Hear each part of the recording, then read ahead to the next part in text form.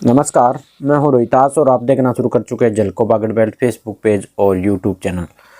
दोस्तों, राजकीय उच्च प्राथमिक विद्यालय घोटड़ा खालसा में आज वार्षिकोत्सव कार्यक्रम मनाया गया, जिसमें बहुत ही शानदार प्रस्तुतियां बच्चों के द्वारा दी गई और इसके साथ इसके मुख्य आकर्षण है वो राजकीय उच्च माध्यमिक विद्यालय कुज्जी के प्रिंसिपल रहे, जिन्होंने युवाओं के लिए बहुत अच्छी अच्छी बातें बताई और आज जो मोबाइल का दुरुपयोग हो रहा है उसके बारे में बताया और जो युवा है वो लगातार नशे की तरफ बढ़ रहे हैं उसके बारे में बताया।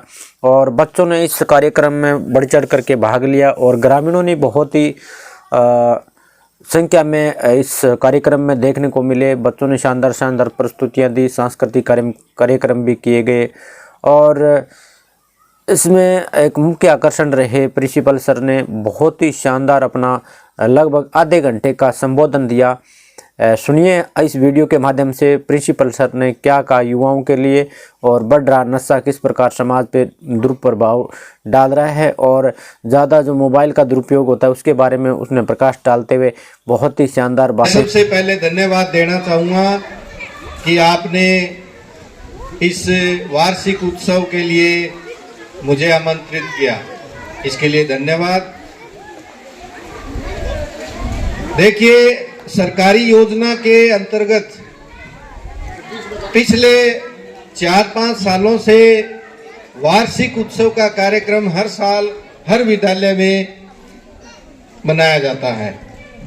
पहले तो ये कार्यक्रम बच्चों का विशेष रूप से बोर्ड कक्षाओं का जो विदाई पार्टी दी जाती थी उसी में ही शामिल हो जाता था। ये आजकल प्रत्येक विद्यालय को ये कार्यक्रम मनाना अनिवार्य कर दिया गया है, चाहे वो प्राइमरी स्कूल हो चाहे सीनियर स्कूल हो।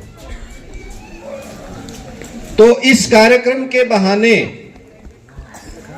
हम लोग आपस में गांव के प्रबुद्ध व्यक्तियों के संपर्क में आते हैं। इस तरह का वातावरण साल में बहुत कम समय में बन पाता है। 15 अगस्त, 26 जनवरी और इसको और आप शामिल कर सकते हैं। तो ये 3 ही दिन ऐसे हैं जिसमें हम और आप आपस में मिलजुल कर बातचीत करते हैं, अपनी समस्याओं को बताते हैं और उनका हल खोजने का प्रयास करते हैं। देखिए, ग्राम पंचायत कुज्जी में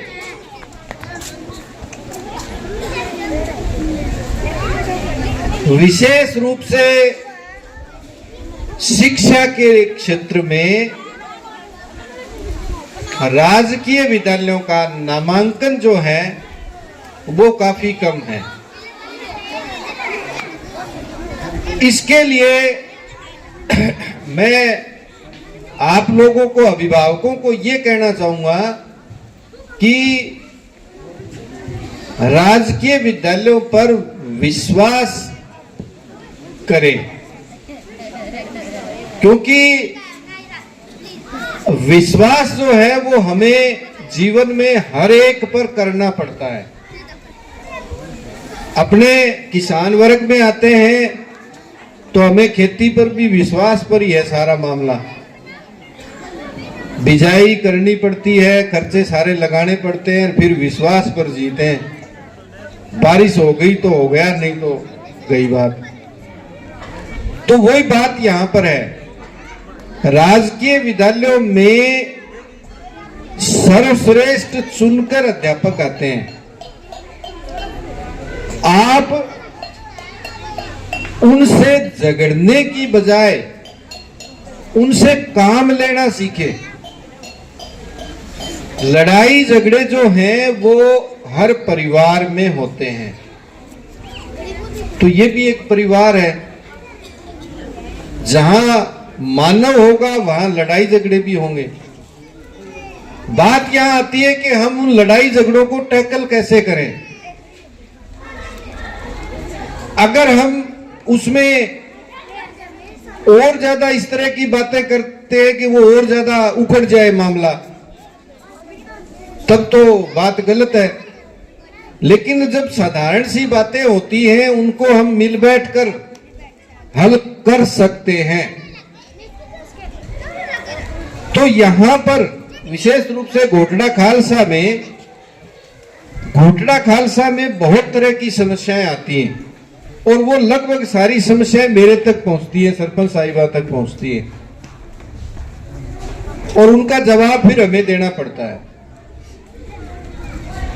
तो मेरा यह कहना है कि इस शिक्षा के मंदिर में शिक्षा से संबंधित बातें ही होनी चाहिए।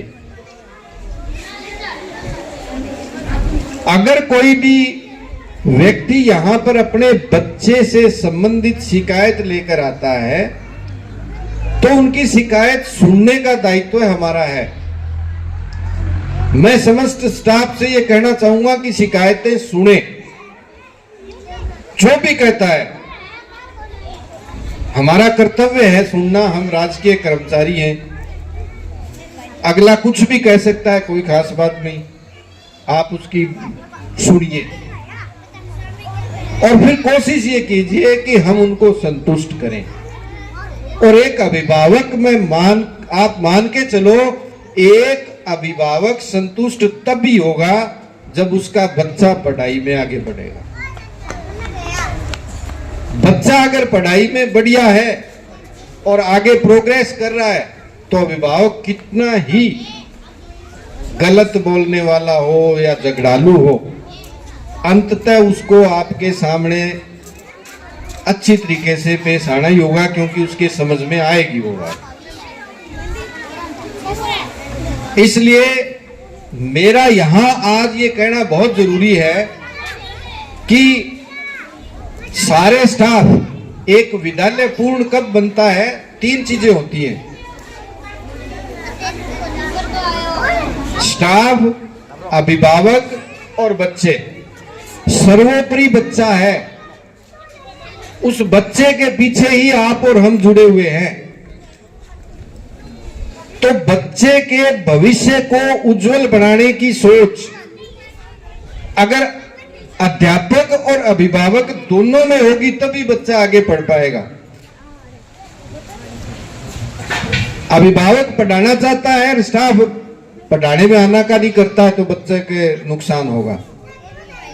और अगर स्टाफ पढ़ाना चाहता है और घर वाले तरह तरह की समस्याएं क्रिएट करते हैं तो भी बच्चे की दिक्कत आएगी। जब दोनों सकारात्मक सोचेंगे ना तब बच्चा आगे बढ़ेगा।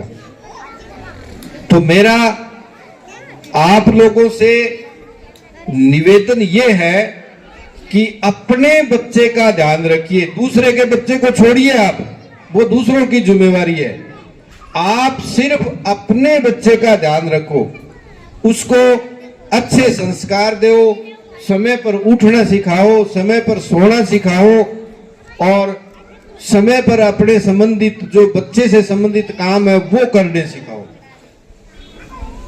तब बच्चा आगे बढ़ेगा। और इस चीज से दूर रखो, मोबाइल से। ये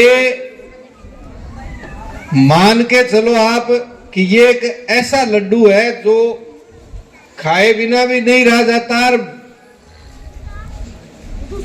समझ लो आप,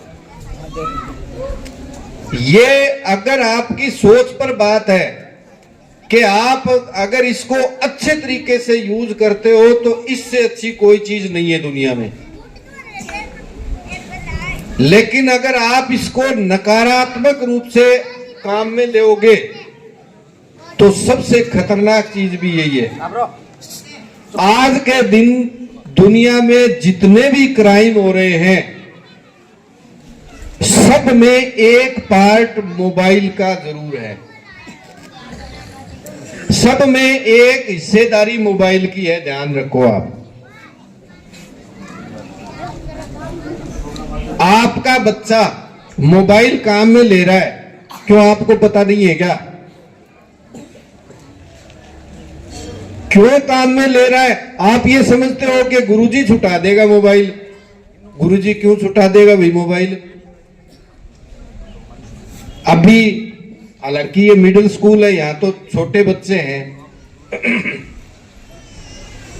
हमारे सामने सबसे बड़ी प्रॉब्लम ही यही है कि बच्चे सारे दिन डर लगता है